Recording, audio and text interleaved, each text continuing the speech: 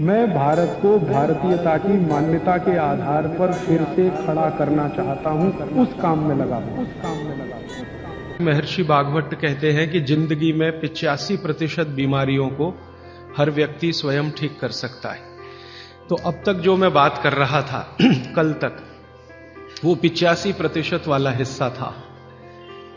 इसमें से आपको कोई भी बात ऐसी नहीं लगी होगी जो किसी विशेषज्ञ की मदद से करनी पड़े।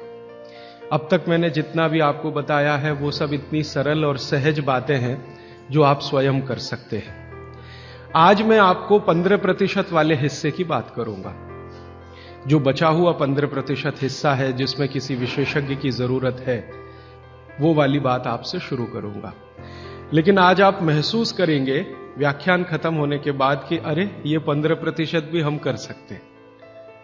भागवत जी की यही खूबी है, वो ये मानते हैं कि दुनिया का हर व्यक्ति विशेषज्ञ हो सकता है। और वो ये भी एक जगह लिखते हैं कि मैं अकेला भागवत नहीं, मेरे बाद और भी हो सकते हैं। वो ये कहते हैं कि जो व्यक्ति भी अपने शरीर का सूक्ष्म अवलोकन कर सके, ऑब्जर्वेशन सूक्ष्म माइक्रो लेवल पे, वो सभी विशेषज्ञ हो सकते हैं। तो विशेषज्ञ चिकित्सा के स्तर पर आज मैं उनका एक अध्याय आपके सामने लेता हूं। ऐसे उन्होंने लगभग 40 से ज्यादा अध्याय लिखे हैं, उसमें से एक मैं शुरू करता हूं। भागवत जी ये कहते हैं कि जब विशेषज्ञ चिकित्सा की बात आए, गंभीर रोग जैसे कैंसर है, डायबिटीज है, अर्थराइटिस है, तो इसमें वो कहते हैं कि भगवान ने, प्रकृति ने ऐसी व्यवस्था बनाई है कि विशेष गंभीर रोगों की चिकित्सा भी आप बहुत आसानी से, सहजता से कर सके। उसमें से उन्होंने एक जगह लिखा है कि इस पूरे ब्रह्मांड में, पूरी प्रकृति में ऐसी कई चीजें हैं जो एक साथ वात, पित्त और कफ तीनों को ठीक करने की शक्ति रखती है। एक साथ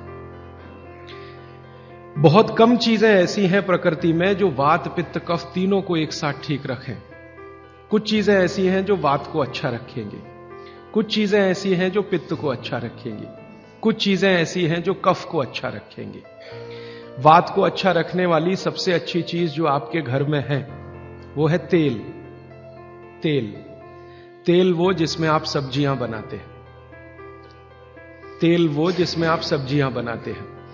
तो सबसे अच्छी चीज वो बोलते हैं कि तेल है, जो वात को हमेशा समभाव में रखता है, समानता में रखता है, वात को बढ़ने नहीं देता।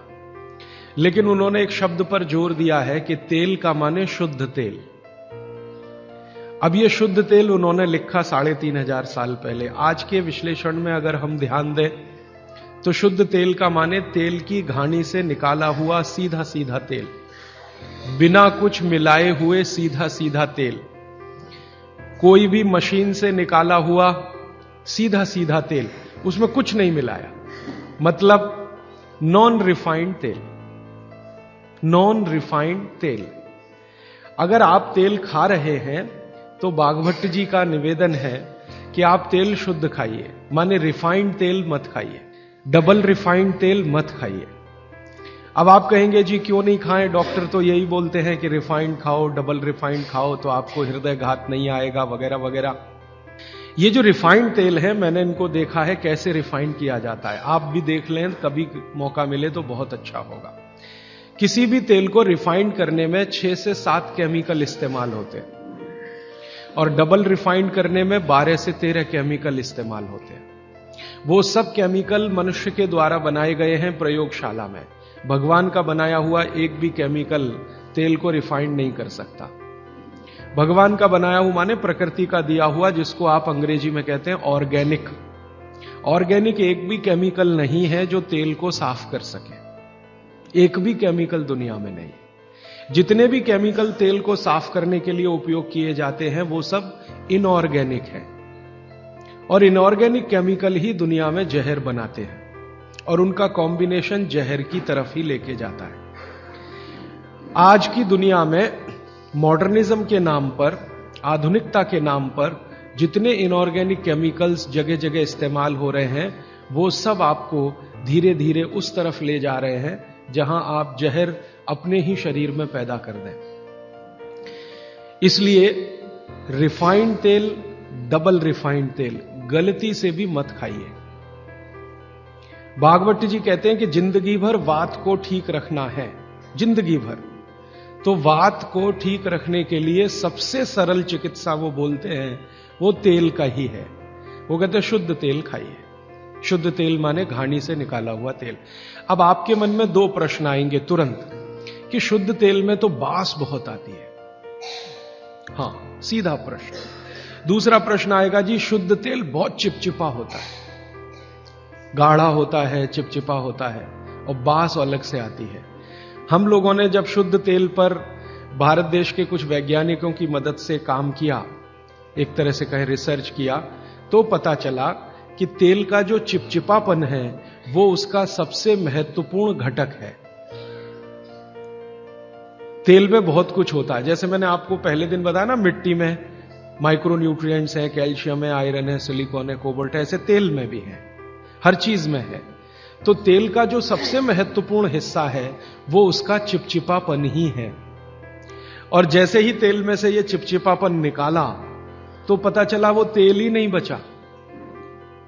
तेल जिस चीज के लिए खाया जाता है वो बचा ही नहीं, वो हिस्सा ही गायब हो गया। फिर हमने देखा कि तेल में जो बास आ रही है, बास, वो उसका प्रोटीन कंटेंट है। तेल में प्रोटीन बहुत है। जैसे आपने सुना है दालों में प्रोटीन होता है, दालों में प्रोटीन सबसे ज्यादा है, भगवान का, ईश्वर का दिया हुआ। दालों के बाद दूसरे नंबर पर जो प्रोटीन सबसे ज्यादा है वो तेलों में है। तो आप जो तेल में देख रहे हैं कि उसकी बास है, वो बास जो है ना, उसका ऑर्गेनिक कंटेंट है प्रोटीन के लिए। 4-5 तरह के प्रोटीन है सभी तेलों में। आप जैसे ही तेल की बास निकालेंगे उसका प्रोटीन वाला घटक गायब हो जाता है। अब बास निकाल दिया तो प्रोटीन निकल गया, और चिपचिपापन निकाल दिया तो उसका जो फैटी एसिड है वो गायब। अब ये दोनों ही चीजें गायब हो गई तो तेल नहीं रहा, वो पानी है एक तरह से। इसलिए भागवत जी ने सूत्र लिखा कि जिंदगी भर वात की चिकित्सा अगर आपको करनी पड़ जाए तो बेहतर है कि आप शुद्ध तेल खाएं तो वात की चिकित्सा ही ना करनी पड़े। और मैंने आपको सबसे पहले दिन बताया था कि दुनिया में सबसे ज्यादा रोग वात के ही हैं, सबसे ज्यादा रोग। ये घुटने दुखना से लेकर कमर दुखना, हड्डियों में दर्द, ये वात के तो रोग है ही। सबसे खतरनाक वात का रोग है हार्ट अटैक, हृदयघात। सबसे खतरनाक बात का रोग है पैरालिसिस। सबसे खतरनाक बात का रोग है ब्रेन का डैमेज हो जाना। तो ये खराब से खराब जो रोग आपकी जिंदगी में है, इनमें वात के खत्म हो जाने की या वात के पूरी तरह से बिगड़ जाने की भूमिका सबसे बड़ी है।